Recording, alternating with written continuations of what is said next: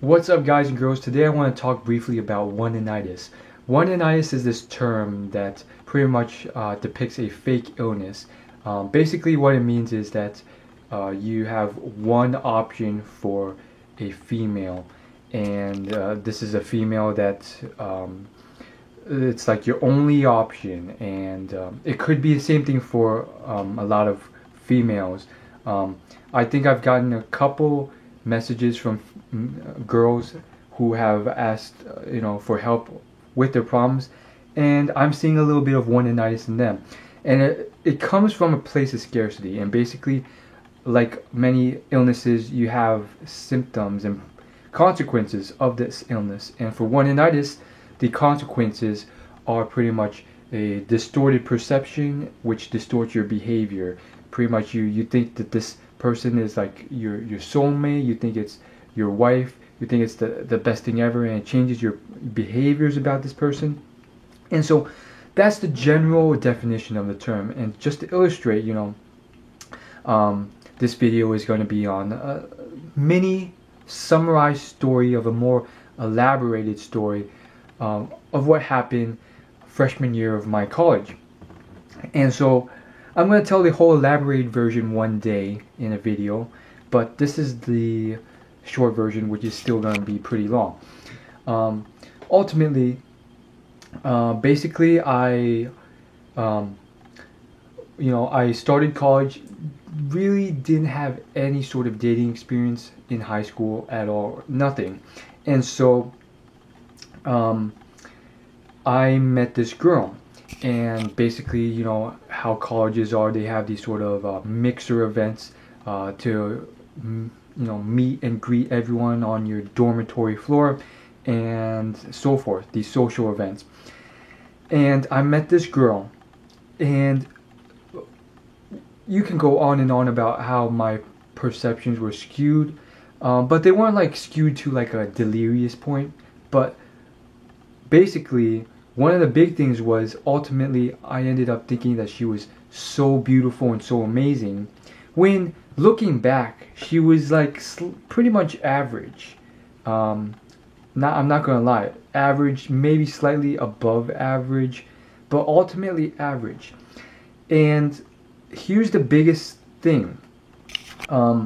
Ultimately, freshman year of college, I meet her on several occasions, and on quite a few of these occasions, I am too scared to talk to her. I'm just too scared to even talk to her. Literally, I'm doing this thing, and I'm probably going to make a video on it, because a lot of people do this without realizing it, and it just mixes into their subconscious. But they decide that they want to talk to someone. They go up, they chicken out. They decide, oh yeah, I'm just going to play it off like I want to grab this thing behind her. And then afterwards, they trick their own minds into thinking that they were the whole time just trying to get that thing behind her. And so that's the sort of stuff I was doing. But looking back, I realized, I was thinking about talking to her, but I chickened out. And so you get the idea. For like, there's quite a few times when this sort of thing happened, and ultimately she gave like the best indicator possible. Well, not the best, but close to the best indicator possible that she wanted me to talk to her, which was her staring at me with her big old eyes for like 20 seconds straight, literally just with that face like, talk to me. And she was literally just standing there staring at me. And in addition to this, there's like 2 or 3 events where we just randomly bumped into each other, and she would literally just stared at me. She was just shocked. She was nervous. And there's one time where she was just walking. She tripped when she saw me, and then she just stared at me. She's like, oh, sorry. And at the time, like, this just illustrates how stupid people are. I was literally like, does she like me? Does she like me? I can't tell. When looking back, all the signs were so freaking obvious. And that, I actually get quite a few questions from my viewers, from girls, all from one of my videos, Signs a Shy Guy Likes You. And they're all the same. They're like they're giving me all these signs that are pretty darn obvious in my opinion, based on my experiences. But to them, like, they just can't tell.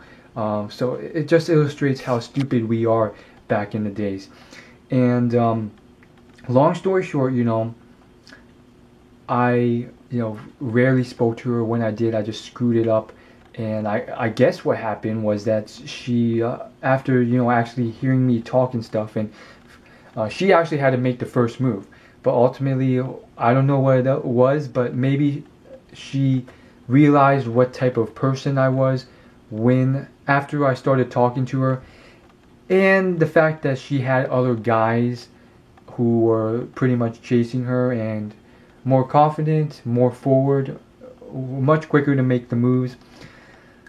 It just changed her perspective. And so I got this one-initis, and at the time I didn't know there's other guys in the picture.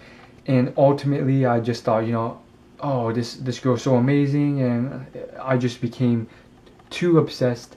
And long story short, I thought she was like the most beautiful girl ever, and all this other stuff, which just was amped up by the scarcity of girls. And looking back nowadays, she was pretty average. Honestly, I was deluded by her, by the fact that she was a girl. She was average, like a decently attractive girl was interested in me, and ultimately, we didn't really have that much in common. And if we did, like, we rarely talked. And when I did talk, I literally sucked at it. I was like, okay, so what are you interested in? Oh, cool. And quite frankly, to be particularly honest, we just didn't connect. Maybe we just didn't have that much in common. We literally had the same major and stuff, and maybe I just had bad conversation skill, but we didn't naturally connect on a personality level in terms of a complete meshing of interest and so forth, like you would if you met your best friend. So ultimately, it was a sort of lust at first sight, or a being love struck by what I saw, rather than a deeper sort of thing. But again, my scarcity and so forth diluted my thing, and that illustrates one-initis. So if I get enough interest, I'll do a elaborated version of the story, which is, holy crap, it's quite an interesting story and very long.